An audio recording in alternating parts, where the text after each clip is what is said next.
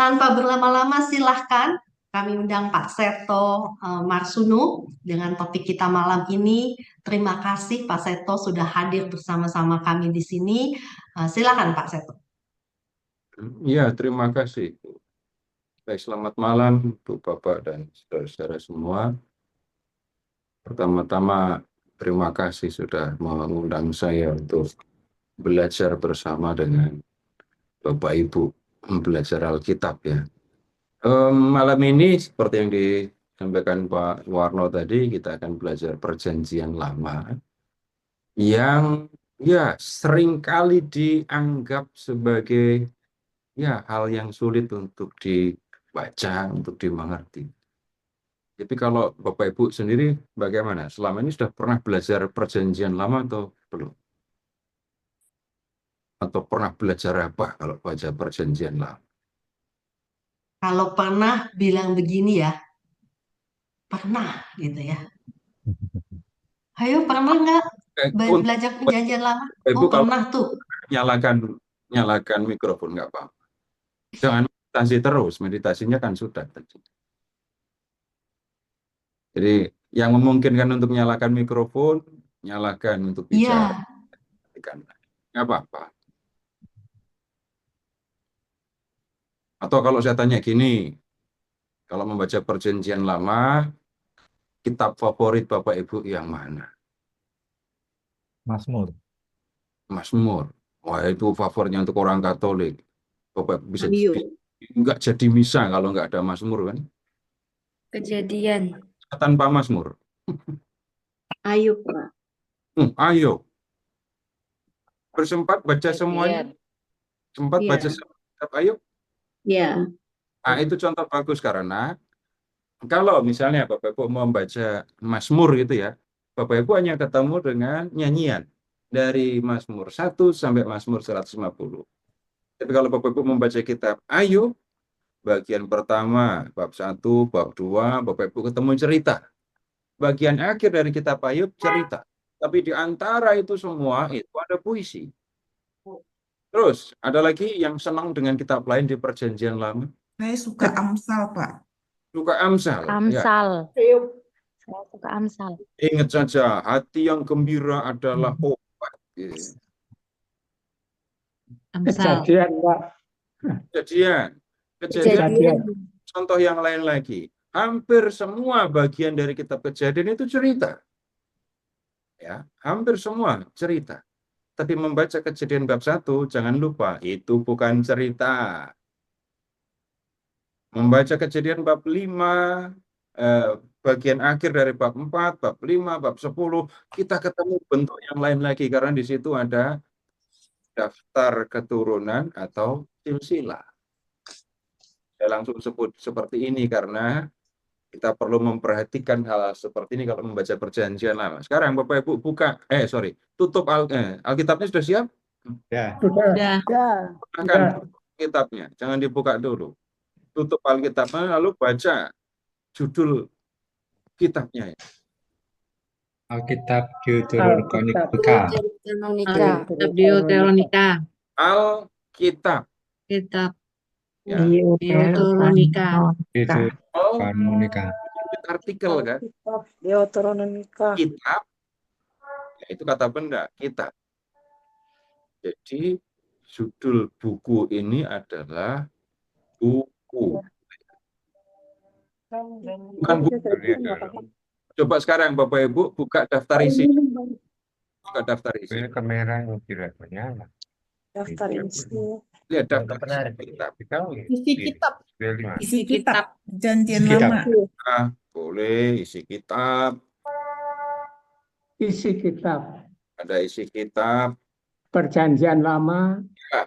Deuterokanonika, Perjanjian Baru. Ya, sekarang lihat begini. Deuterokanonika itu bagian dari Perjanjian Lama ya. Itu buku antar perjanjian, sebagian Perjanjian Lama, sebagian Perjanjian Baru, lalu di tengahnya ada Deuterokanonika. Nah, tapi ini bagian dari Perjanjian Lama. Jadi 2 minggu lagi kita akan bahas Deuterokanonika ya. Tapi kita lihat sekarang begini. Kalau melihat daftar isi ini tadi ya, Bapak Ibu langsung tahu.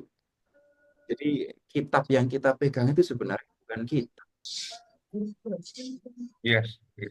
Karena kita membaca, tadi saya bertanya, Bapak Ibu menjawab, lalu ada kitab favorit saya, kitab Mazmur. Kitab favorit saya, Kejadian. Yang lain lagi, kitab Ayub. Berarti di dalam Alkitab ini sebenarnya ada banyak kitab. Lalu yang kita pegang kalau begitu bukan satu kitab, tapi kita pegang satu perpustakaan. Sekarang begini, Bapak Ibu, di rumah ada rak buku. Ada berapa buku yang Bapak Ibu miliki? Ada yang punya ratusan, ada. Yang dosen-dosen itu pasti bukunya banyak. Tapi kalau yang ini umat pada umumnya di rak buku ada berapa buku di rak? Ada berapa? Ada yang punya buku 1000 di rumah? Ratusan kayaknya saya punya, Pak. Ratusan. Ya. Ratusan ada. Ada ratusan. Ya. Kalau kebanyakan nanti Bapak Ibu harus pindah tempat karena bukunya rumahnya dipakai untuk buku malah. Nah, sekarang kalau kita lihat nyatanya Alkitab itu isinya banyak kita ketemu dengan perpustakaan. Dan Bapak Ibu lihat ya, kalau kita masuk ke perpustakaan, kita akan menemukan penggolongan, pengelompokan buku-buku. Dan kalau kita melihat ini perjanjian lama, kita bisa melihat penggolongan buku-bukunya. Sekarang Bapak Ibu, lihat lagi daftar isi ya. Lalu lihat 5 kitab yang pertama di perjanjian lama ya. 5 kitab perjanjian lama. Sebutkan. Kejadian, Keluaran, Imamat, Bilangan, dan Ulangan. Nah, 5 kitab pertama itu disebutnya Taurat. Jadi kalau ahli Taurat bertanya kepada Tuhan Yesus, hukum mana yang paling utama dalam hukum Taurat? Itu sama dengan bertanya, Guru, dari Kejadian bab 1 sampai dengan Ulangan bab 34, hukum mana, ayat mana, kalimat mana yang paling penting itu. Jadi kalau mendengar kata Taurat, yang utama itu adalah ini, Kejadian, Keluaran, Imamat, bilangan, Ulangan. Nah, yang berikutnya sekarang. Ini tolong diamati baik-baik ya. Kita masuk ke kelompok kedua dalam kitab Perjanjian Lama. Kitab ini disebut, atau kelompok kitab ini disebut kitab sejarah. Dari Yosua. Lihat ya, sebutkan. Dari Yosua, Hakim, Rut, 1, 2, Samuel, Raja-Raja, Raja-raja, terus Tawarik, 2 Tawarik, Esra, Isra, Nehemia, ya, 1 Makabi, 2 Makabi. lalu Tobit, Yudit, 1 Makabe, 2 Makabe. Ulang, dari Yosua sampai Ester. Yosua sampai Ester, kemudian Tobit, Yudit, 1 Makabe, 2 Makabe. Ini kelompok kitab sejarah. Sempat menghitung nggak? Dari Yosua sampai 2 Makabe ini tadi berapa kitab? 16 kitab. Kayaknya ya. 16. Pokoknya Yosua sampai 2 Makabe itu kita 16. sejarah. Makabe ya. Makabe, 2 Makabe. Ya. Kalau 16. 16. Kemudian kita kembali ini ya, setelah Ester. Kitab Taurat. Setelah Ester itu ada Ayub, Mazmur, Amsal, Khotbah. Yosua sampai Kidung Agung, terus kebijaksanaan Salomo, terus Sirah. Ulang, Ayub, Mazmur, Amsal, Kidung Agung, Kebijaksanaan Salomo, Sirah. Ini kelompok kitab kebijaksanaan dan nyanyian. Oh, enggak semuanya. Kelompok. Jadi Esther, Bagaimana? Kalau belum jelas Ayub, silakan bicara. Boleh tanya Pak Set. Ya, Mazmur, apalagi tadi? Kelompok. Amsal, Penggolongan ini Kelompok. pengkhotbah, Kebijaksanaan ya. Apa tadi? ya sekarang saya ulang ya, saya ulang. ulang. Kitab sejarah itu dari Yosua sampai ke Esther, tambah Tobit, Yudit, 1 Makabe, 2 Makabe. Ya. Kemudian kitab kebijaksanaan dan nyanyian. Ayub, Mazmur, Amsal, Pengkhotbah, Kidung Agung, Kebijaksanaan Salomo, Sirah. Sirah. Ikuti pengelompokan ini dulu ya. boleh Ya, tanya dulu Pak Seto. kenapa? Penggolongan tabel ini berdasarkan Pak Seto ambil dari mana Pak Seto? Maaf. Tunggu dulu Pak ya, tunggu dulu. Kecuali Bapak pernah belajar pengelompokannya ya, nanti diskusi. Kalau semua sudah belajar pengelompokannya baru kita diskusi lebih lanjut. Tapi tampaknya dari diskusi ini baru banyak yang baru pertama kali memahami pengelompokan ini ya. Nanti pasti saya sampaikan. Boleh diulang lagi nggak, Pak? Sorry. Sejarah ulang dong, Pak. Sejarah ulang, Pak. Hah? Yang bagian sejarah ulang, Pak. Yosua, Hakim-Hakim. Sejarah, oke.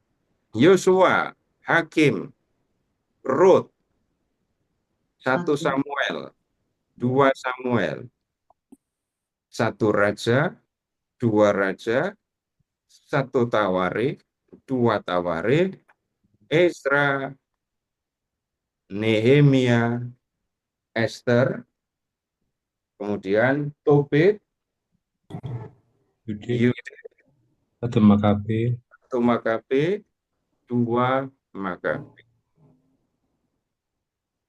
Udah. Udah. Kemudian berikutnya dari Kidung Agung terus ke Yesaya. Ya. Bapak Ibu lihat urutannya ya.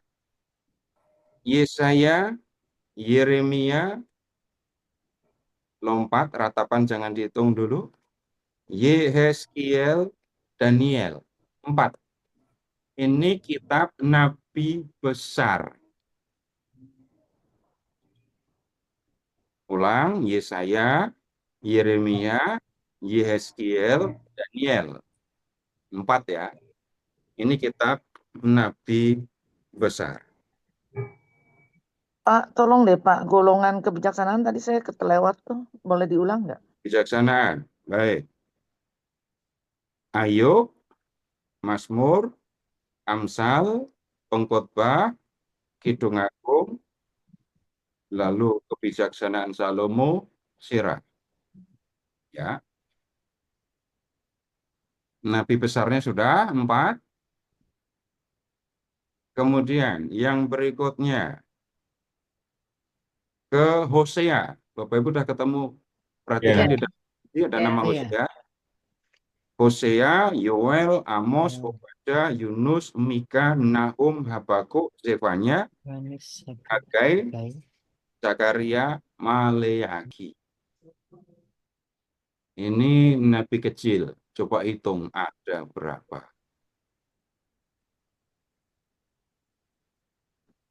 12. 12. 12. Nah, ada yang belum kita hitung. Lihat, ada kitab ratapan setelah Yeremia tadi. Skill. Bukan Yeskel. Sebelum. Tapi belum kita hitung, yaitu kitab ratapan. Kemudian ke Deuterokanonika.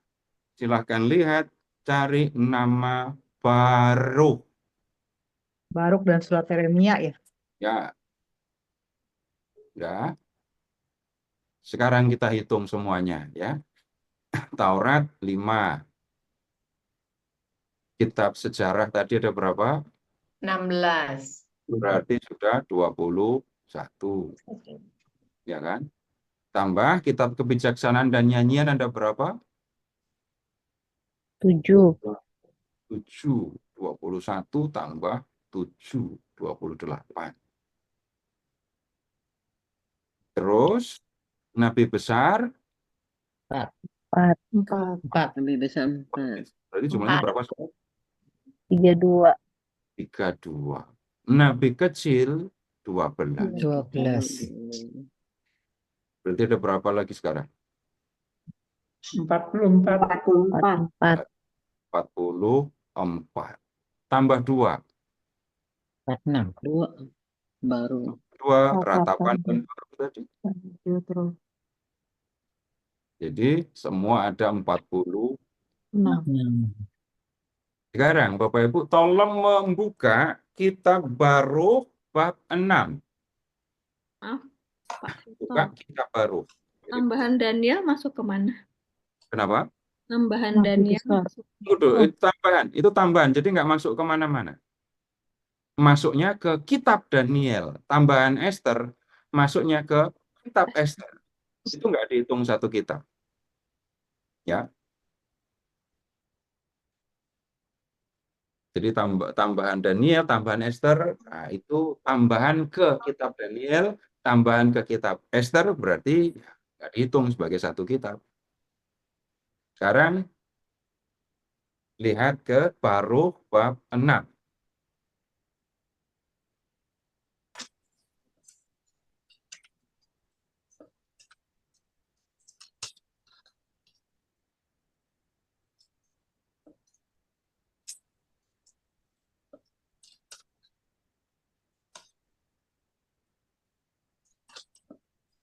Surat Yeremia. Ya. Baruknya. Jadi lihat sendiri Baruk 6. Tapi kemudian ada judul surat Nabi Yeremia. Surat Nabi. Ya, jadi kalau surat Nabi Yeremia itu dihitung sebagai Baruk bab 6, maka jumlah kitabnya 46. Tapi kalau surat Baruk 6 itu dihitung sebagai satu kitab sendiri, yaitu surat Nabi Yeremia, maka jumlah kitab menjadi 47.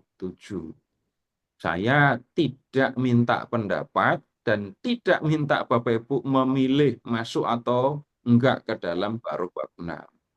Kalau Bapak Ibu mendengar jumlah kitab itu 46, berarti surat Nabi Yeremia dihitung sebagai sebagai bagian dari kitab baru.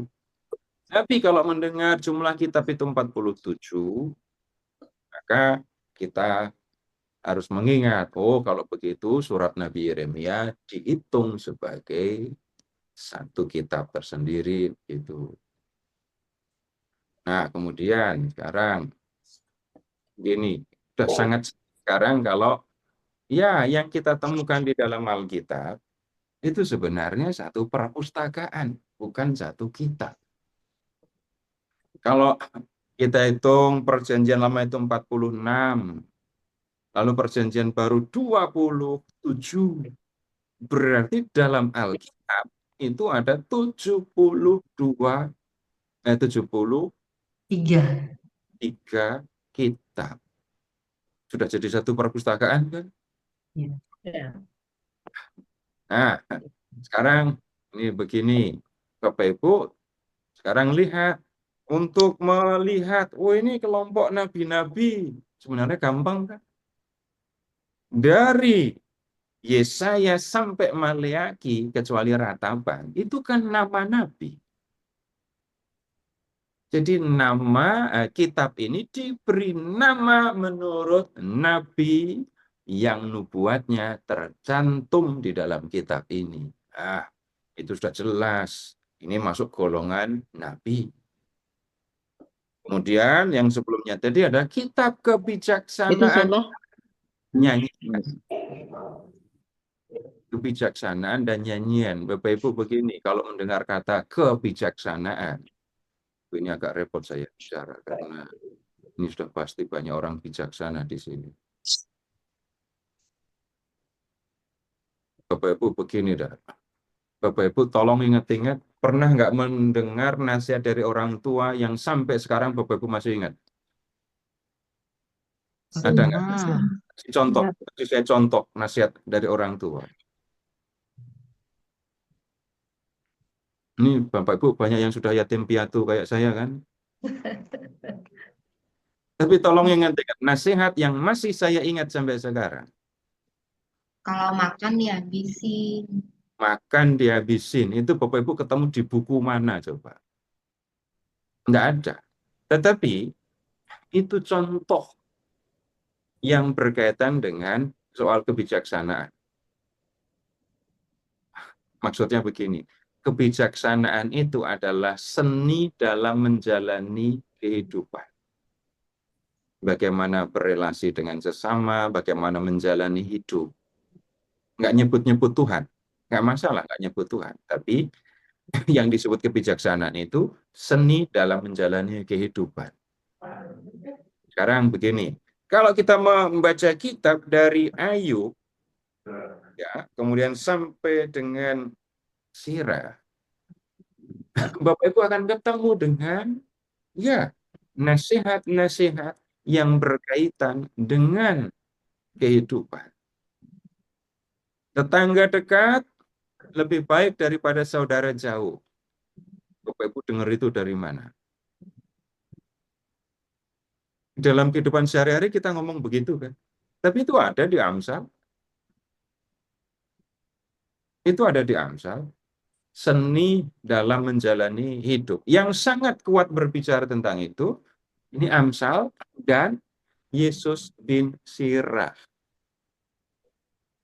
Repotnya punya anak perempuan, lebih sulit ngurus anak perempuan. Bapak Ibu akan temukan di dalam kitab Yesus bin Sirah. Kemudian bagaimana berteman, bagaimana berbicara, itu ada di situ. Nah, satu pengalaman yang berkaitan dengan kehidupan itu kan penderitaan. Bapak Ibu pernah menderita atau belum? Pernah, Pak. Pernah. Makin lama hidup itu penderitaannya makin banyak atau makin dikit? Makin banyak. Banyak. Seimbang, jangan banyak. Saya seringkali iri sama anak-anak kecil itu karena mereka sedikit menderita. Walaupun saya tahu juga banyak anak yang menderita, banyak saya tahu juga.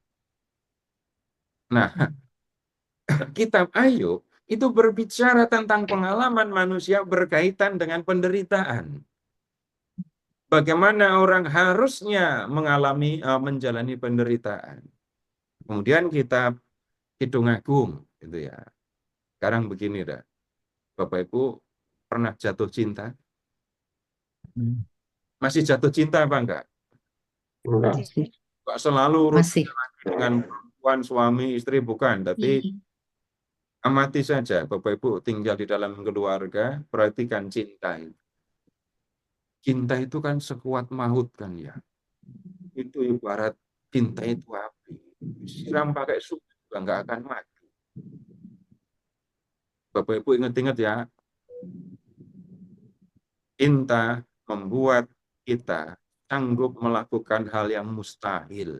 Silahkan ingat-ingat sendiri. Pernah ngalami apa enggak? Saya khawatir semua pernah. Cinta membuat saya sanggup melakukan hal yang mustahil. Nah, kebenaran ini Bapak Ibu temukan di dalam ini hikmat kebijaksanaan. Kidung Agung berbicara tentang ini hikmat itu. Hikmat mengenai cinta. Kemudian sekarang begini, yang sebelumnya ada nyanyian. Nyanyiannya kan ya Mazmur, tapi kalau Bapak Ibu membaca keseluruhan kitab Mazmur akan menemukan ada juga pengajaran yang disampaikan dalam rupa cerita. Dalam rupa nyanyian. seperti Kidung Agung itu pengajaran disampaikan dalam nyanyian. Sebagian dari kitab Mazmur juga berisi pengajaran berupa nyanyian. Nah, kelompok yang sebelumnya itu ada kelompok kitab sejarah. Kalau mendengar kata sejarah, Bapak Ibu tolong ingat ya, waktu kita belajar sejarah itu waktu mulai kelas berapa tuh? SD. Kelas berapa mulai belajar sejarah? Mungkin kelas 4. 3, 4. Ya. Dan sampai SMA belajar sejarah. Yang kuliah sejarah berarti belajarnya lebih banyak lagi. Yang paling menggembirakan waktu belajar sejarah itu waktu mengingat tahun-tahun itu kan ya. Dari semua pelajaran sejarah yang Bapak Ibu ingat sampai sekarang, selain tahun 45, 1928, 1825 sampai 1830, tahun berapa lagi yang penting, yang teringat, tersimpan di memori kita dalam sejarah Indonesia? 1965, Pak. 1965, Pak. 1965. Bahkan di 30S ini PKI. Belanda datang pertama kali ke Nusantara ini tahun berapa? 1885. Berapa? 1885. 1885. 16. Nah, pusing sudah. Gitu. Sahabat. Nah, kemudian sekarang begini.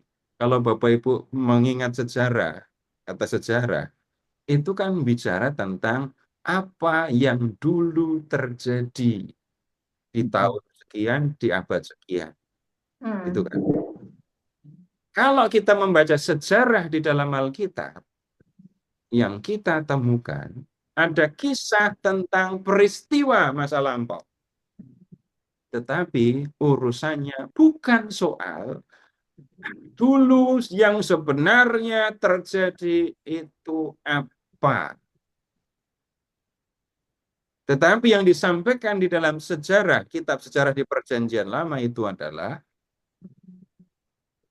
apa yang dilakukan Tuhan di dalam peristiwa-peristiwa yang dialami oleh orang Israel. Jadi kalau membaca kitab sejarah di Perjanjian Lama, Bapak Ibu tidak akan dipusingkan untuk mengingat tahun berapa Yosua menyeberangi sungai Yordan. Nggak ada di teksnya. Kemudian tahun berapa ini kerajaan Israel di zaman di zaman Saul itu didirikan. Proklamasinya kapan? Nggak akan Bapak Ibu temukan. Tapi sekarang coba Bapak Ibu lihat, buka kitab Yosua ya. Buka kitab Yosua.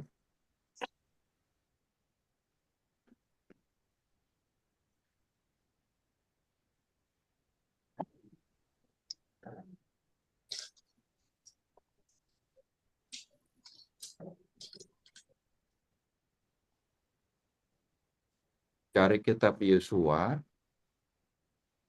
bab 10.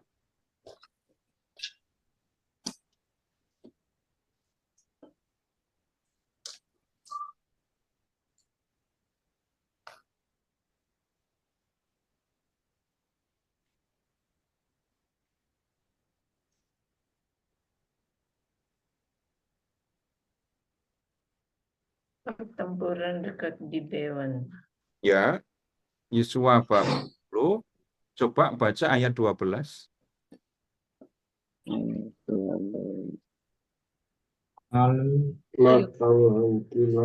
Yosua berbicara kepada Tuhan. Pada hari Tuhan menyerahkan Orang Amori itu kepada orang Israel. Dia berkata di hadapan Israel. Yang penting, ia berkata di hadapan orang Israel. Matahari tidak ada di atas Gibeon. Dan engkau pulang, berhentilah itu ya, di atas lembah Ayalon. Waktu belajar sejarah mana Bapak Ibu ketemu kalimat kayak gini, matahari disuruh berhenti, bulan disuruh berhenti. Jadi Yosua bicara kepada matahari, belum selesai perang. Matahari, tolong kamu jangan terbenam dulu. Tunggu kami selesai perang, baru silahkan terbenam. Gitu. Dan bulan, kamu jangan terbit dulu. Berhenti di situ dulu. Tunggu kami selesai perang. Nah, Bapak Ibu, kita ketemu kalimat yang seperti ini. Dan kita tidak menemukan hal yang seperti ini di dalam kitab atau buku-buku sejarah. Nah, kalimat-kalimat seperti ini, Bapak Ibu, mau menunjukkan bagaimana Tuhan berperan dalam perjalanan sejarah orang Israel. Lalu di bagian sejarah ini, bagian kitab-kitab sejarah ini, Bapak Ibu, ini orang Israel yang nulis kitab sejarah ini ya, bercerita tentang orang Israel, bangsa Israel, tetapi yang mau ditunjukkan sekali lagi bukan apa yang terjadi dulu, tapi Kalau Yosua berbicara, dilakukan oleh Tuhan kepada orang Israel. Apa yang dilakukan oleh Tuhan untuk orang Israel? Ini yang jauh lebih penting dan ini yang mau disampaikan di dalam kitab-kitab sejarah ini. Nah, kalau bagian yang pertama, kitab Taurat, Bapak Ibu, awalnya kitab Taurat, ini 5 kitab kan? Tapi dulunya itu satu roll, satu gulungan. Di dalam kitab Taurat, itu kita menemukan apa? Ada kisah penciptaan, ada kisah tentang Nuh, ada kisah tentang bapak bangsa Abraham, Ishak, Yakub, ada kisah tentang hidup orang Israel di perbudakan di Mesir, perjalanan di padang gurun, tetapi di dalamnya juga kita menemukan ini hukum-hukum. Bapak Ibu, kapan terakhir makan daging babi? Barusan. Kemarin. Wah, ini Udah lama. kita bisa, kalau orang Yahudi yang ngomong, kita bisa najis online kalau begitu ya. Kita seringkali bicara tentang orang yang najis, orang yang tahir, tapi seringkali karena mendengar orang lain bicara. Tapi kalau mau tahu binatang yang haram, yang nggak boleh dimakan menurut orang Israel, itu apa saja? Bapak Ibu harus buka kitab Imamat bab 11. Itu ada daftar di situ. Jadi kalau mau tahu tentang mana yang haram, mana yang halal, mana yang boleh dan tidak boleh dimakan, harusnya buka itu, Imamat bab 11. 11. Iya. Nanti Bapak Ibu malam ini baca sendiri. Yang suka makan daging kelinci, wah haram itu. Babi dan keluarganya, itu haram. Lele, patin, hiu, wah itu juga nggak boleh dimakan. Jadi ada ketentuan di situ. Yang senang makan daging unta, wah nggak boleh dimakan juga. Jadi di dalam Taurat, itu ada kisah tentang leluhur Israel. Di dalam Taurat juga ada hukum-hukum yang menyangkut kehidupan orang Israel sebagai umat Allah. Nah, kemudian kalau ini pertanyaan yang tadi disampaikan, pembagian ini saya ambil dari mana? Saya nggak ngambil. Bapak Ibu boleh cari ini. Perhatikan urutan kitab ini tadi saja ya. Kalau Bapak Ibu memperhatikan urutan kitab, saya tidak mengambil comot sana sini, oh ini satu kelompok. Urut kan? Kejadian sampai Ulangan itu Taurat. Kemudian Yosua sampai Makabe itu satu kelompok kitab sejarah. Dan seterusnya. Deuterokanonika nanti akan kita diskusikan. kalau di dalam daftar kitab suci Katolik, harusnya tidak terpisah seperti ini. Harusnya urutannya seperti yang saya sampaikan tadi. Dan ini berlaku di dalam gereja Katolik, dan ini dari dulu sampai sekarang urutannya begitu di dalam gereja Katolik. Atau begini, Bapak Ibu pernah punya kitab suci dengan catatan kaki yang diterbitkan dari Nusa Indah, ND. Alkitab lama, yang ada catatan kaki. Punya. Ya. Bapak Ibu langsung amati, itu ada 2 jilid. Perjanjian lama ada 2 jilid. Dari Kejadian sampai Makabe, itu satu bagian. Taurat dan kitab sejarah itu jadi satu. Kitab kebijaksanaan, nyanyian, dan nabi-nabi satu jilid sendiri. Jadi bukan saya yang membuat pembagian ini, tapi ini sudah hal yang umum kita temukan disampaikan di dalam gereja Katolik. Nah, kemudian berikutnya begini. Kita masih akan diskusi lanjut ya, tetapi Bapak Ibu silakan mengingat begini. Alkitab itu isinya adalah firman Allah yang disampaikan dalam bahasa manusia. Ini hal yang prinsip. Firman Allah disampaikan dalam bahasa manusia. Kita masih akan diskusikan lebih lanjut tentang hal ini, tetapi saya mau ajak begini dulu. Kalau kita ngomong bahasa manusia, Bapak Ibu, kita kalau bicara, apalagi menulis, itu ternyata kita punya jenis sastra. Bapak Ibu misalnya begini ya, ketika kita membuat skripsi, gitu ya, buat skripsi. Ini tugasnya membuat skripsi, tapi malah ada mahasiswa yang bikin puisi lalu serahkan ke dosennya. Akan diterima apa enggak? Enggak akan. Ibu-ibu masih punya buku resep masakan enggak? Masih? Sekarang, tolong ini nanti habis belajar ini ya, tolong di rumah baca buku resep masakan itu seperti ibu membaca puisi. Nanti suami atau anak akan ada yang mendekati ibu dan kemudian pegang jidat ibu sambil bertanya, istriku ada apa? Dan sekarang begini, kalau ibu membaca resep masakan, itu nggak ada yang ngajarin, tapi caranya gimana kalau membaca resep masakan? Baca judulnya, kalau ada gambarnya, lihat gambarnya, terus habis itu lihat bahan-bahannya. Ketika membaca bahan-bahan gitu, itu pikiran sambil mengingat koleksi bumbu dan bahan makanan di dapur apa enggak? Ini aku punya, yang ini aku punya gitu. Kalau enggak ada, oh ini aku belinya di mana gitu. Lalu habis itu baca bagian apa itu? Cara memasak. Cara masaknya ya. Cara masaknya, kalau alat-alatnya sudah ada di dapur semua, saya tinggal mengikuti. Cara masaknya begini, begini, begini. Sesudah itu, belanja, nyiapin bahan makanan, lalu mulai masak. Buku resepnya taruh di mana? Sudah langsung masuk di rak buku? Salah pegang. Kadang-kadang bukunya dilipat balik, taruh di tempat masak. Meja dapur. Ya, gitu. Iya. Itu yang ngajari baca dengan cara seperti itu siapa? Nggak ada.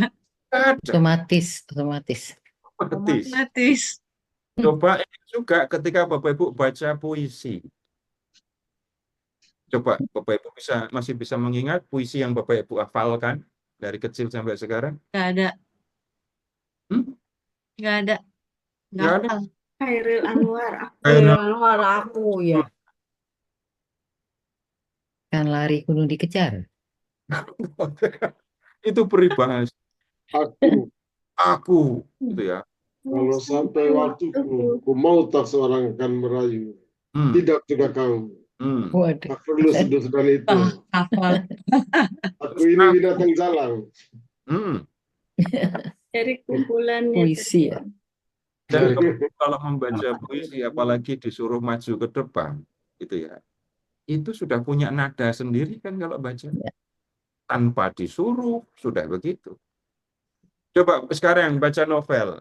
Bapak, Ibu masih baca novel atau pernah baca novel? Di zaman drama Korea ini agak sulit baca novel. Masih baca. Ketika membaca novel. Masih, Pak. Masih ya? Tolong perhatikan ketika membaca novel. Mata tertuju kepada tulisan, ya kan? Ya. Pikiran membuat teater. Sehingga apa yang saya baca di tulisan itu tampak di pikiran saya. Ya. Ya. Iya. Betul. Baca novel, ada yang pernah sampai nangis nggak bacanya? Ada. Pernah. Dan tidak seorang suami pun merebut novel yang sedang dibaca istrinya ketika nangis. Ini novel yang bikin istriku nangis, maka direbut kemudian dibuang. Enggak ada yang begitu kan? Kenapa baca novel sampai nangis? Pasti bukan karena dimarahi, tapi karena hati terlibat di dalam pembacaan itu. Ya. Gitu kan? Nah, yang ngajarin baca caranya seperti itu sih ya. Enggak ada juga. Kalau membaca ya begini gitu. Tapi begitu membaca naskah hukum, Bapak Ibu nggak akan berpuisi, tidak akan membacanya seperti novel. Baca kalimat hukum.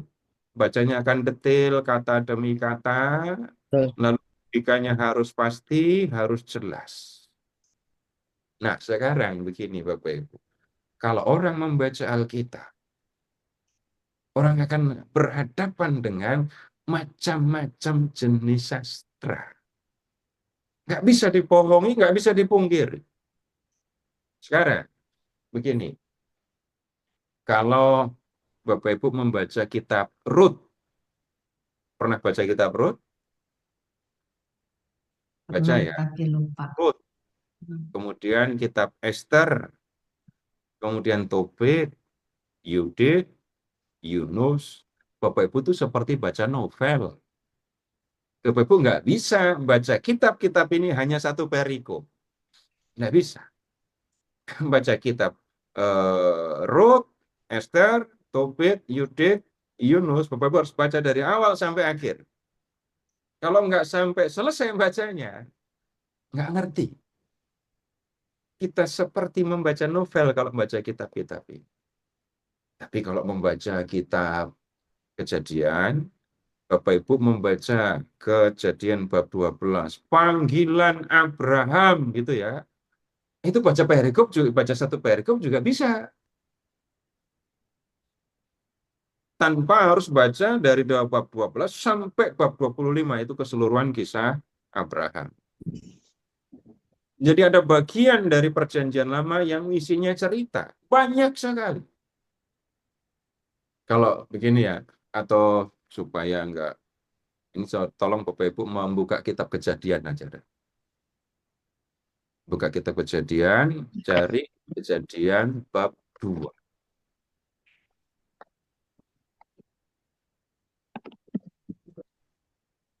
Kejadian bab 2. Sudah ketemu? Sudah. Kamu nyarinya masih bab 2 kok. Judulnya apa? Manusia di Taman Eden. Manusia di Taman Eden. Kita menemukan ini Allah menciptakan manusia. Dan manusia yang diciptakan itu laki-laki ya. Kemudian berikutnya manusia diciptakan. Lalu Tuhan menciptakan perempuan. Kemudian lihat di bab 3. Kita ketemu manusia yang jatuh ke dalam dosa. Ini kisah yang membuat saya waktu kecil jengkel sekali. Kenapa? Gara-gara mereka berdua ngambil buah kayak gitu itu, saya ikut berdosa. Saya jengkel karena di rumah bapak, di kebun bapak saya kan banyak buah-buah. Cuman buah-buahan sudah banyak gitu kok, ngapain sih ngambil yang satu itu gitu. Ya, saya waktu kecil. manusia jatuh ke dalam dosa. Bapak Ibu coba lihat di situ ya. Ayat pertama, lihat ayat-ayat awal. Perempuan itu ngobrol sama siapa? Ular. Ular. Ular. Iya. Selain Nyi Blorong, ular mana lagi yang Bapak Ibu dengar bisa bicara? Ular putih, Pak. Ular putih, ya. Sujan. Sujan. Medusa. Medusa itu rambutnya ular atau kepalanya ular? Rambutnya ular. Ya, ular. Nah, kalau membaca Kejadian bab 3, ularnya ngomong. Seru lagi ngobrol-ngobrol sama perempuan ini.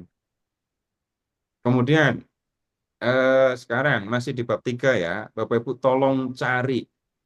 Setelah dikutuk, ular makan apa? Debu. Ayat berapa itu? 19. Ayat kok 19? Ular setelah dikutuk. 14.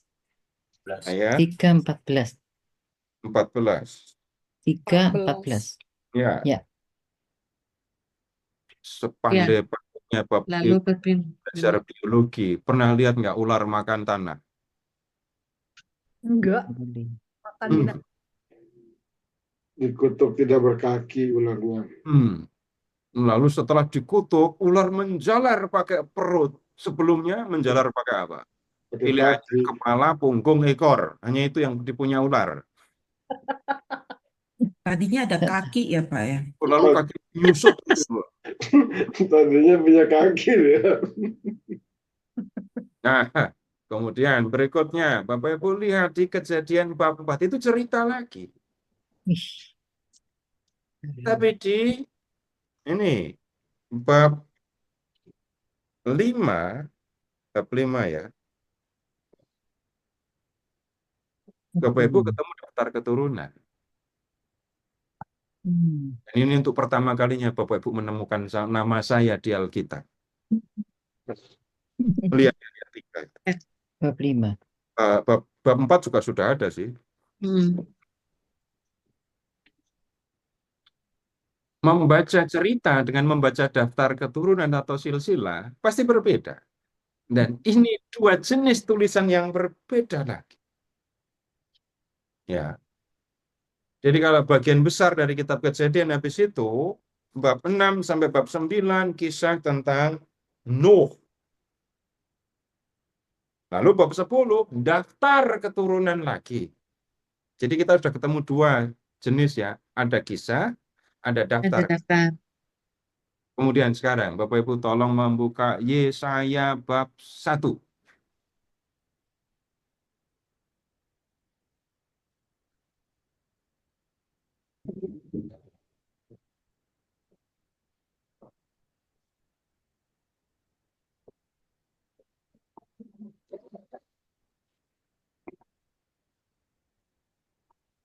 Ayat 2 dan 3. Yesaya 1.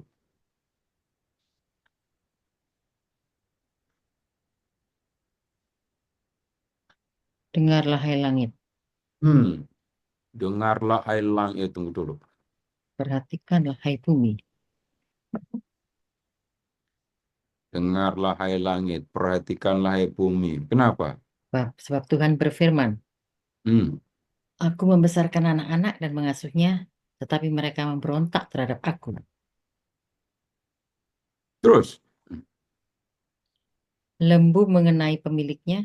Mengenal. Tetapi mengenal. Lembu mengenal pemiliknya, tetapi Israel tidak.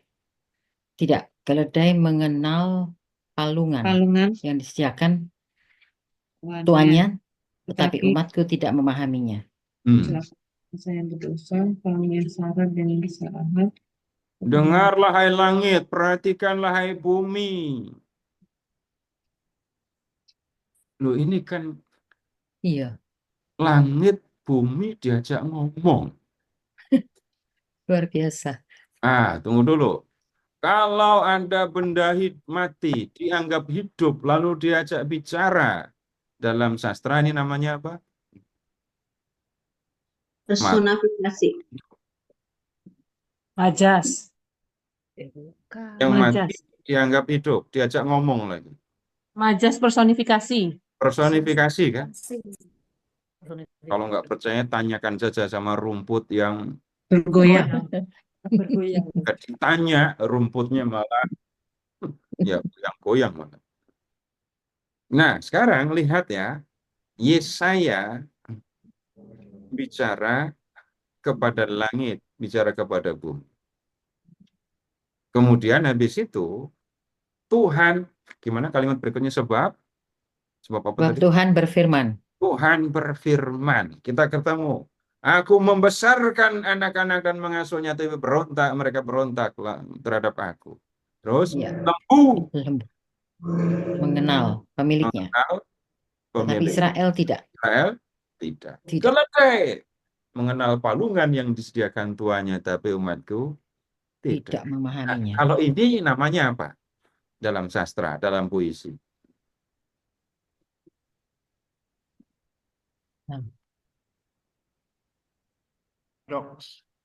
Kalau ngomongin perbandingan, itu apa namanya? Kiasan. Kiasan. Ya. Metafora. Paradoks bukan? Wah, ini diskusinya bisa panjang. Metafora. Sarkasme. Langsung kita bisa menemukan ini puisi yang kayak gini nih ya. Mau yang lebih kasar lagi, Bapak Ibu buka Amos bab 4. Ini lebih kuat lagi.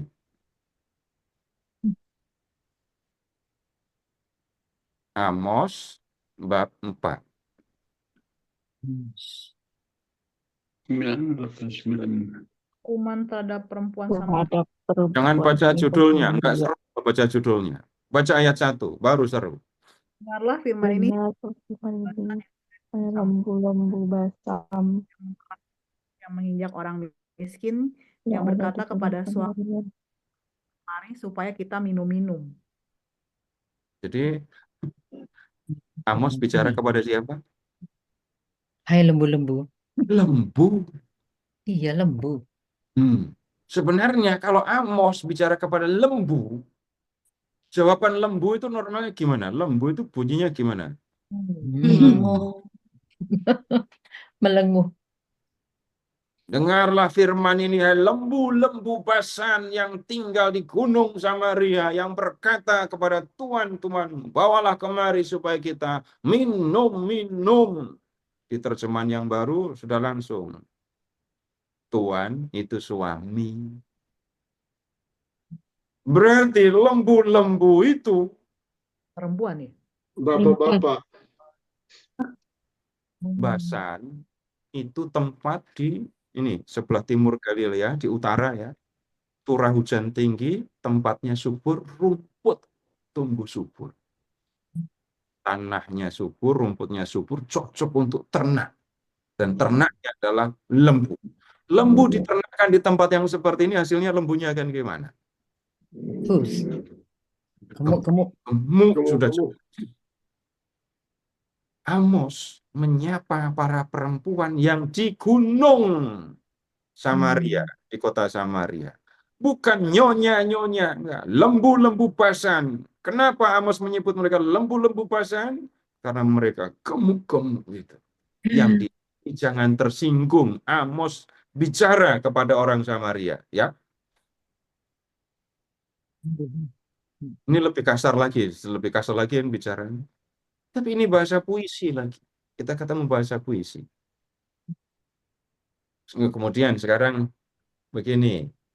Kalau kita membaca cerita, gitu ya, cerita. Bapak Ibu boleh ingat-ingat ya. Kalau di dalam sastra Indonesia, cerita itu ternyata macam-macam kan isinya. Atau jenisnya. Dadung.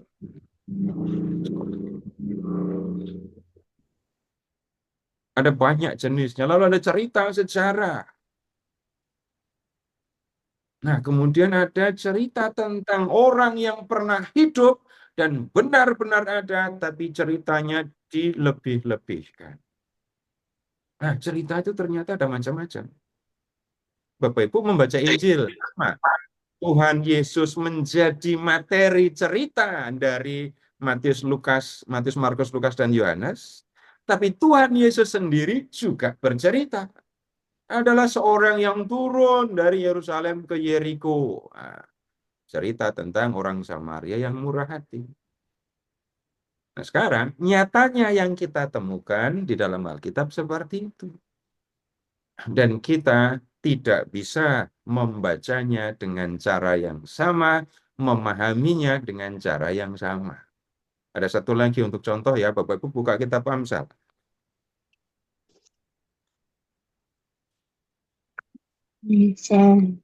Bab berapa, Pak? Amsal. Sebentar, saya pilih. Bab 21. Ini biar ibu-ibu marah dulu. Amsal bab 21. Hati raja seperti aliran air di dalam tangan Tuhan, dialirkannya kemanapun ia dikehendaki. Tapi lihat ayat 9.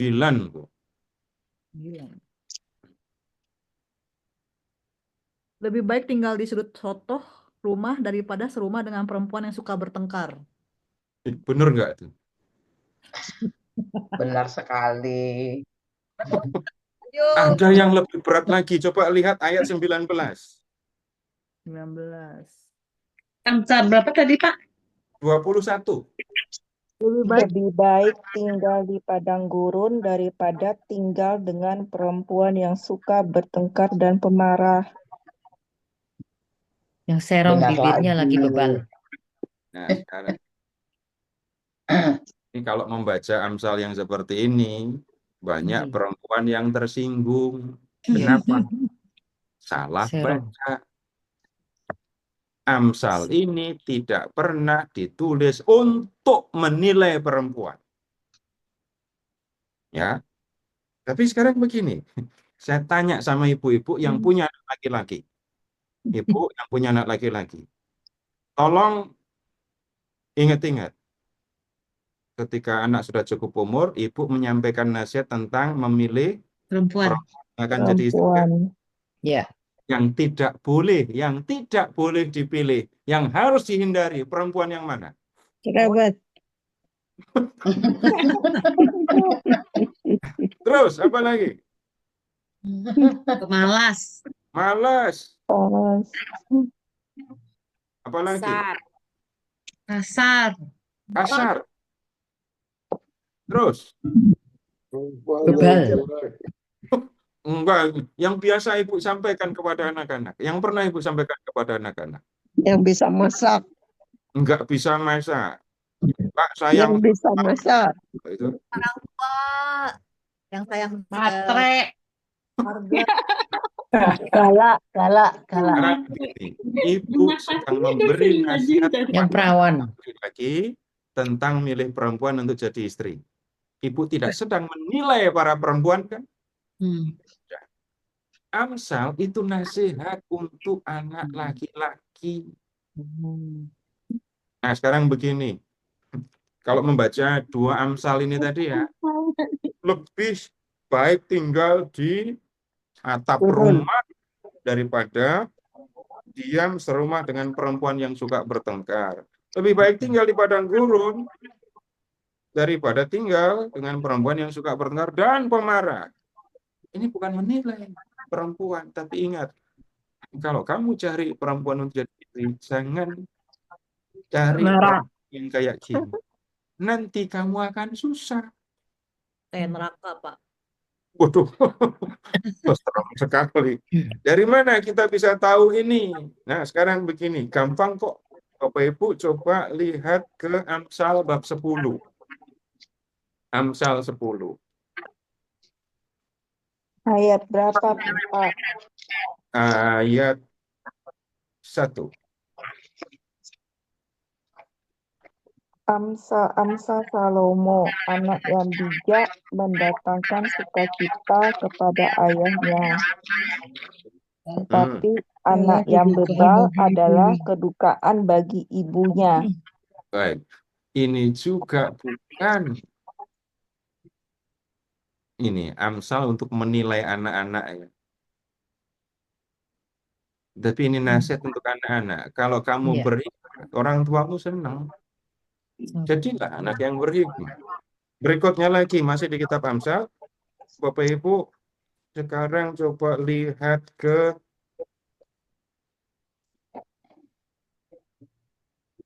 bab 3. Bab 2, bab 3, bab 4. Sama saja. Bab 3. Bab 3. Ayat. 1. Janganlah Hai anakku, janganlah engkau melupakan ajaranku, dan biarlah hatimu memelihara perintahku. Karena yang dua. panjang umur, Karena panjang umur panjang umur dan lanjut usia, serta sejahtera akan ditambahkannya kepadamu. Bapak Ibu tolong ingat-ingat, Bapak Ibu mendidik anak-anak, memberi nasihat kepada anak-anak, itu kan supaya nantinya setelah anak dewasa, hidupnya benar dan sukses kan? Ya. Ini kan sama dengan ayat 1 dan 2 ini tadi. Iya. Dan perhatikan sapaannya, anakku. Iya. Terus lihat bab 4 ayat 1. Bab 4. Dengarkanlah hai anak-anak. Ya. Dengarkanlah hai anak-anak. Didikan seorang ayah. Sekarang Dan begini. perhatikanlah supaya engkau beroleh pengertian, karena aku memberikan ilmu yang baik kepadamu. Janganlah meninggalkan petunjuk. Di sekolah, anak-anak belajar tentang ilmu pengetahuan. Di rumah, Bapak Ibu ngajari anak-anak tentang ilmu kehidupan kan? Ya. Amsal itu isinya kumpulan nasihat untuk anak, khususnya laki-laki. Dari mana tahu laki-laki? Ini benih, bukan bati. Bahasa Ibraninya itu benih, anakku, laki-laki. Dan Bapak Ibu, kalau ada orang mengatakan Alkitab itu untuk orang tua, ini menyedihkan pemahaman seperti itu. Kalau kalimat anakku, terus anaknya itu umur 60, bapaknya umur berapa? Jadi kesalahan serius itu memandang kitab suci itu buku untuk orang tua. Sangat serius kesalahan itu. Saya bukan meremehkan orang tua mau belajar, bukan. Tapi baru belajar setelah usia lanjut, terlambat. Bapak Ibu, kebiasaan yang seperti itu harus dihentikan. Ayang. Kecil anak-anak harus belajar Alkitab. Karena Alkitab ditulis untuk orang muda, orang dewasa. Anak-anak yang terlalu kecil memang belum bisa baca. Tapi banyak hal yang kita bisa bantu supaya anak-anak mengerti. Jadi kalau kalau saya ini belajar sama Bapak Ibu, tapi kalau malam minggu saya belajar Alkitabnya sama anak kecil-kecil itu, anak kelas 4 SD, ntar sampai ada yang sampai SMP, ada yang sampai SMA, terus belajar. Mereka bisa? Bisa. Mereka meditasi? Iya, meditasi.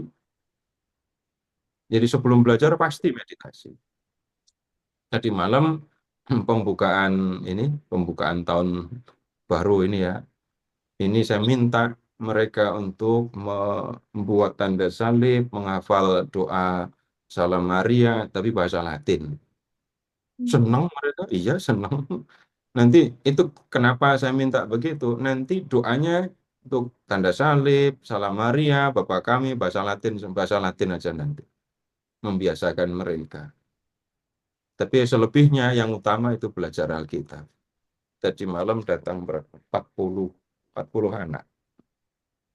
Dan mereka tahan dan senang untuk belajar itu. Nah sekarang, kalau kita membaca Alkitab, Perjanjian Lama, dan isinya ternyata seperti itu, maka kita tidak bisa membaca Alkitab dengan cara yang sama untuk setiap kita. Nah, berkaitan dengan hal ini, kita perlu lihat sekarang begini. Seringkali kalau orang membaca kitab suci, itu orang membacanya sebagai buku ilmu pengetahuan. Seringkali orang membacanya sebagai buku sejarah. Membacanya sebagai ilmu pengetahuan itu contohnya, kalau orang membaca Kejadian bab 1, kisah penciptaan yang dibacakan setiap malam Paskah, orang membandingkan itu dengan teori tentang terbentuknya alam semesta. Membaca Kejadian bab 1, pada mulanya Allah menciptakan langit dan bumi belum berbentuk dan kosong. Terus Allah berkata, jadilah terang. Terang jadi. Jadilah cakrawala. Cakrawala jadi. Tapi kemudian, Bapak Ibu, orang berpikir dulu yang terjadi seperti itu. Tapi ketika orang membaca lebih lanjut, orang akan kecewa. Orang kecewa bagaimana? Bapak Ibu lihat, di hari kedua itu Allah menciptakan cakrawala untuk memisahkan air dari air, sehingga ada air di atas cakrawala, ada air di bawah cakrawala. Ada air di atas langit, ada air di bawah langit. Lalu Bapak Ibu menilai, lihat, memang di atas cakrawala ada air. Supaya lebih jelas, Bapak Ibu buka saja ya teksnya ya. Silakan ke Kejadian bab 1. Bab 1 ayat 6. Berfirmanlah Allah, jadilah cakrawala di tengah segala air untuk memisahkan air dari air. Ayat 7. Maka Allah menjadikan cakrawala dan ia memisahkan air yang ada di bawah cakrawala itu dari air yang ada di atasnya. Dan jadilah demikian. Dan 8. Lalu Allah menamai cakrawala itu langit. Jadilah petang dan jadilah pagi, itulah hari kedua. Bapak Ibu, ada air di atas cakrawala, ada air di atas langit. Begitu kan yang tertulis dalam teks? Ya, betul. Dan ini ketika orang menilainya, membacanya sebagai ilmu pengetahuan, gimana ada air di atas langit? Nggak ngerti ya. Nggak ada air di atas langit. Nah, sekarang begini.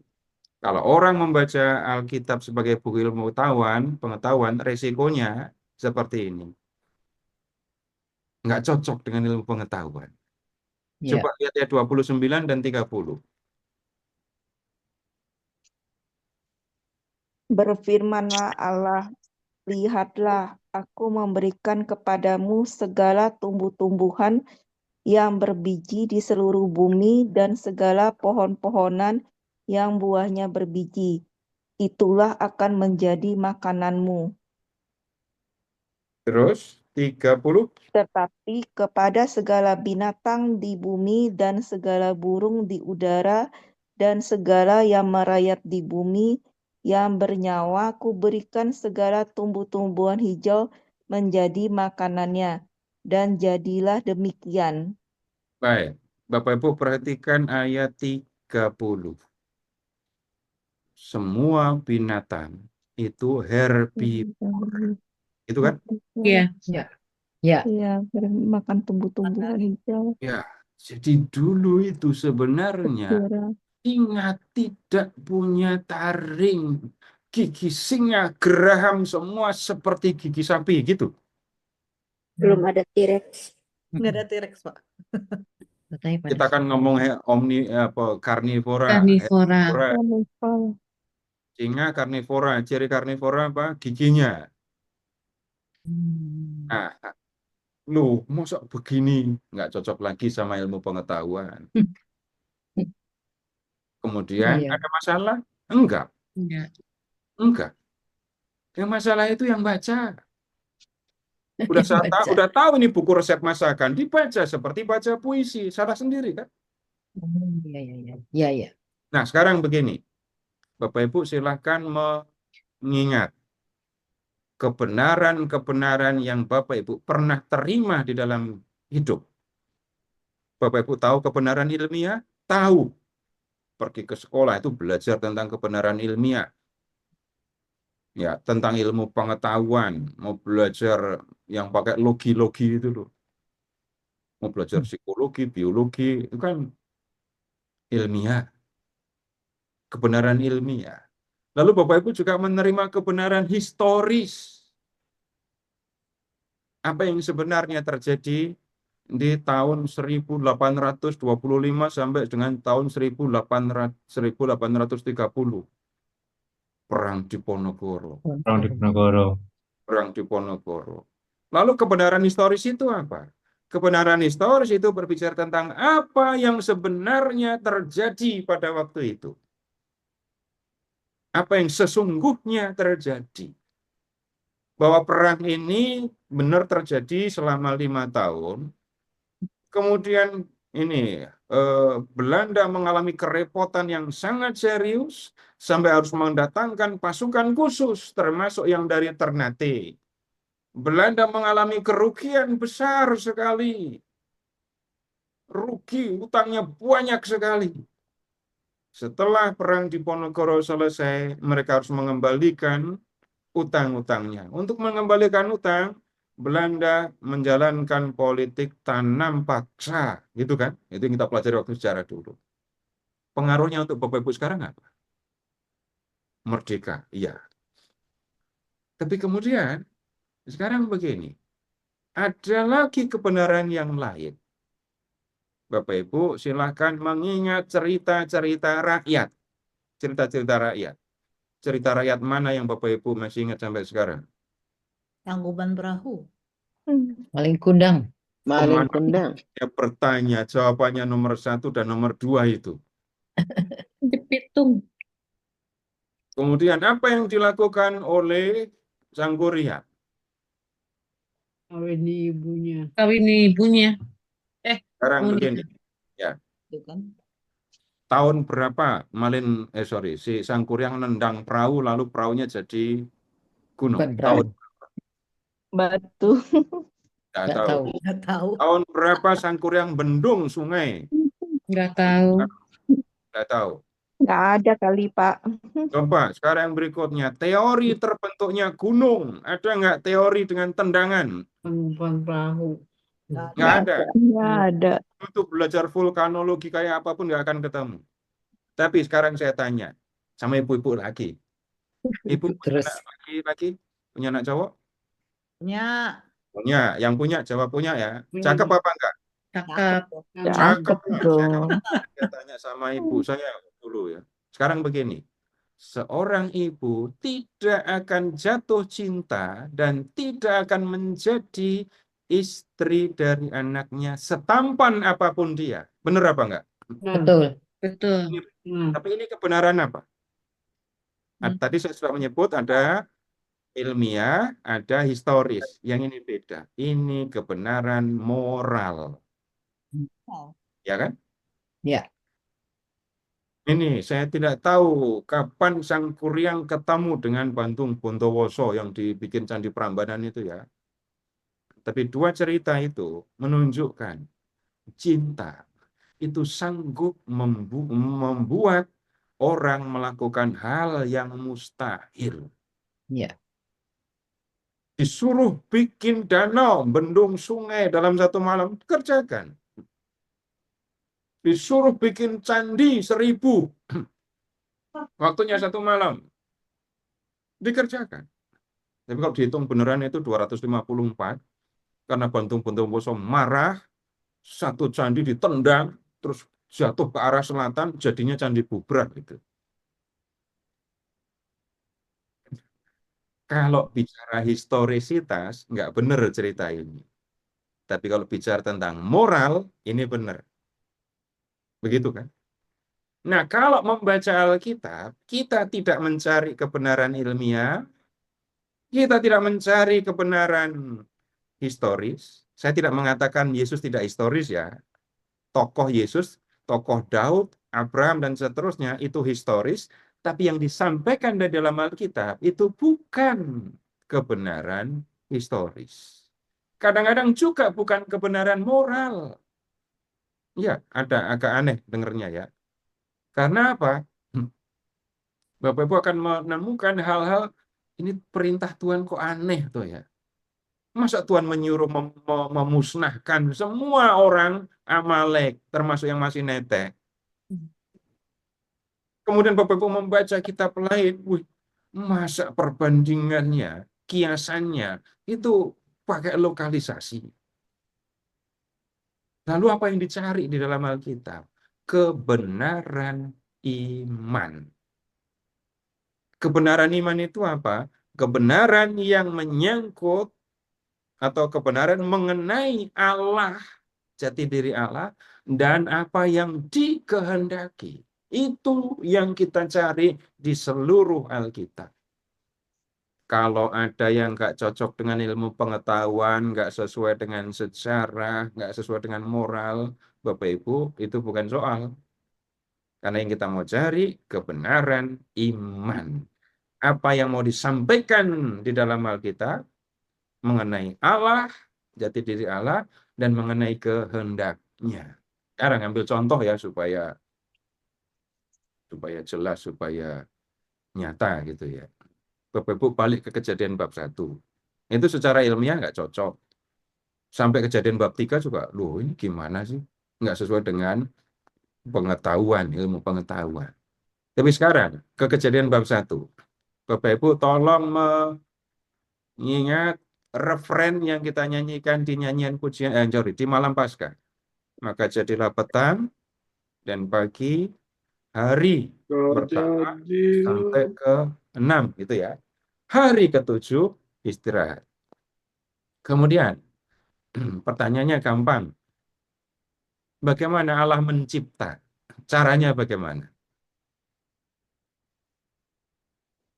Berfirmanlah Allah, jadilah. Gitu kan? Ya. Terang jadi. Jadilah cakrawala.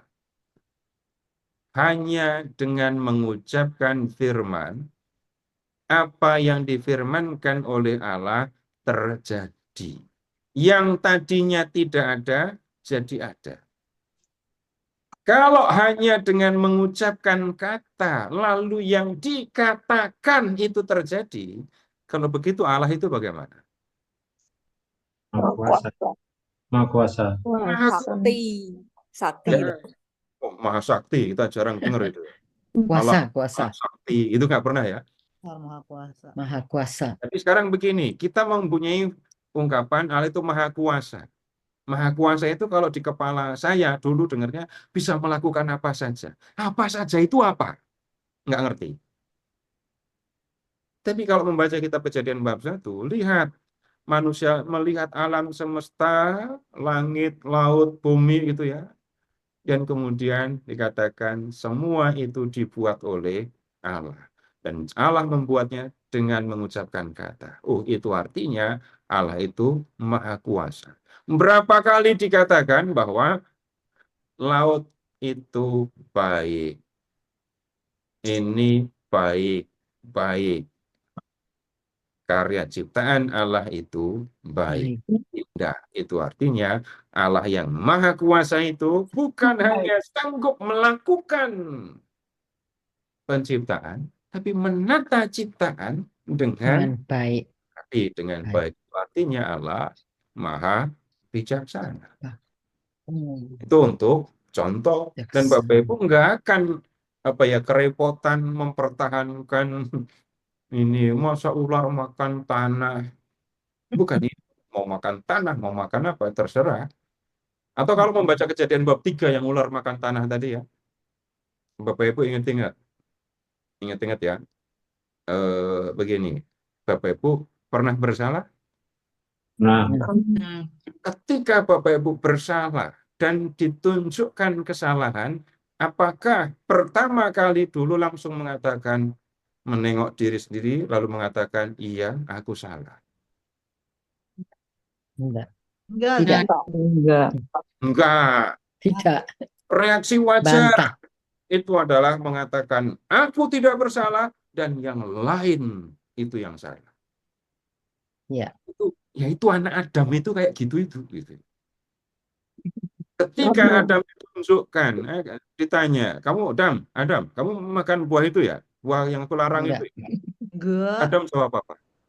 Enggak. Perempuan itu. Perempuan itu yang memberikannya. Kau tempatkan di sisiku, dialah yang memberikannya, maka aku makan. Jadi yang salah siapa? Tuhan. Perempuan dan Itu. kau. Tuhan. Oh, kau. Oh, Tuhan juga. Iya, Tuhan juga salah. Pernah nyalain Tuhan belum Bapak Ibu? Nah, Itu teman saya berarti. Turunan Adam ya kayak gitu itu. Nah, kalau membaca kitab Kejadian, prinsipnya kita akan ketemu juga Bapak Ibu. Apa yang disampaikan di dalam kisah itu seringkali cerminan dari kehidupan kita. Tapi di situ kita akan tahu Allah itu siapa dan apa yang dikehendakinya. Tapi kalau mau membaca Alkitab, caranya baca yang tertulis, nikmati dan pahami, baru habis itu cari, pahami maknanya, kebenaran imannya. Prinsip yang pertama, baca yang tertulis, pahami yang tertulis. Baca yang tertulis, bukan baca yang ada di pikiran. Bukan baca yang ada di memori, baca yang tertulis. Setelah saya paham dengan apa yang tertulis, baru habis itu pahami kebenaran iman apa yang mau disampaikan. Saya sudah kebanyakan ngomong, waktu tanya jawab tinggal 5 menit. Jadi kalau ada pertanyaan, 1-2 pertanyaan, silahkan Bu. Tanya Pak. Tanya sama ini panitia dulu. Boleh nggak nanya Pak? Bu Kir masih mute, Bu Kir. Boleh. Silakan. Siapa nih yang mau tanya? Silakan on cam dan bertanya. On cam ya. Semua dibuka ya. Bapak Ibu sekalian, sambil bertanya sambil dibuka. Kita bisa buat foto juga bersama ya. Silakan. Pak, tadi ada dibilang yang terakhir kalimat pahami secara iman apa yang dibaca. Maksudnya gimana? Saya tidak mengatakan pahami secara iman. Jadi pahami yang tertulis. Yang tertulis. Habis itu nomor 1 pahami yang tertulis. Nomor 2 baru pahami kebenaran imannya. Gitu. Ya ini perlu latihan, perlu belajar. Kalau dalam 1 jam saya bisa membantu Bapak Ibu menyelesaikan ini semua, ya puji Tuhan.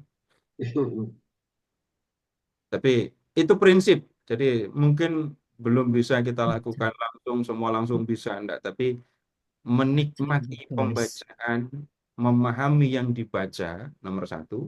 Nomor 2, memahami kebenaran. Ya. Iya. Izin Pak. Ya. Mau tanya. Silakan.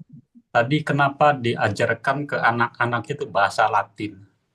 Padahal teks perjanjian baru diterjemahkan berdasarkan teks Yunani dan perjanjian lama dari teks Ibrani dan Aram. Oh, tadi tidak dalam rangka belajar Alkitabnya, Pak.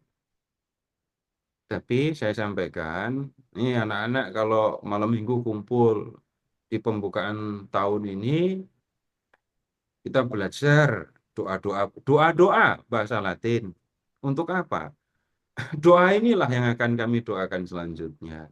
Jadi kalau doa tanda salib, kalau tanda salib pakai bahasa Latin, doa salam Maria nanti pakai bahasa Latin gitu. Saya tidak berniat untuk mengajarkan mereka bahasa Ibrani atau bahasa Yunani, walaupun itu bisa dilakukan untuk anak-anak. Tapi kalau untuk anak-anak belajarnya lebih banyak cerita-cerita di dalam Alkitab, dari cerita Injil, kisah para rasul, lalu kisah-kisah di perjanjian lama. Amsal itu bisa. Untuk anak-anak, itu tidak semua teks Alkitab bisa cocok untuk anak-anak ya. Tidak semua. Kalau Bapak Ibu mengingat 10 perintah, jangan mengingini istri sesamamu. Nah, itu pasti bukan untuk anak-anak. Apalagi mendengar firman, jangan berzina. Itu repotan, itu guru yang ngajar. 10 perintah lah itu kalau ditanya berzina itu ngapain. Jadi ada bagian-bagian yang memang cocok untuk anak-anak, banyak sekali kok. Saya siapkan program belajar untuk 3 tahun. 3 tahun. Itu setiap minggu satu pertemuan, 1 minggu 1 perikop, bisa ada materi untuk 3 tahun. Ya, begitu maksudnya, Pak. Terima kasih, Pak. Terima kasih. Pak, mau tanya, Pak. Ya. Ya, Pak, saya mau tanya. Dalam Alkitab itu kan ada disebutkan nabi-nabi ya. Nabi-nabi itu, tapi di dalam kitab Kejadian kan ada Abraham. Ada Abraham, ada Adam ya. Nah, itu ada orang yang menyebut Adam itu nabi. Itu bagaimana, Pak? Bapak tinggal di mana, Pak? Namanya Saya tinggal di Serpong. Oh, di Serpong. Bapak mendengar Adam itu nabi setelah pindah ke sini atau waktu di kampung juga dengar Nabi Adam? Enggak dengar waktu di sini. Ada yang aneh itu, Pak. Kalau orang menyebut Adam itu nabi, itu pasti bukan orang timur yang bicara. Paham maksudnya? Orang lain yang menyebut ini nabi begitu. Abraham pernah disebut nabi di dalam teks. Jadi Nuh misalnya, Bapak Ibu juga nggak, kalau baca teks nggak ketemu nabi Nuh. Jadi orang lain seringkali yang nyebut-nyebut itu. Kalau baca teksnya seringkali enggak ketemu. Jadi itu yang terjadi. Sementara kalau kita membaca Alkitab, kita ketemu dengan nabi, gitu ya.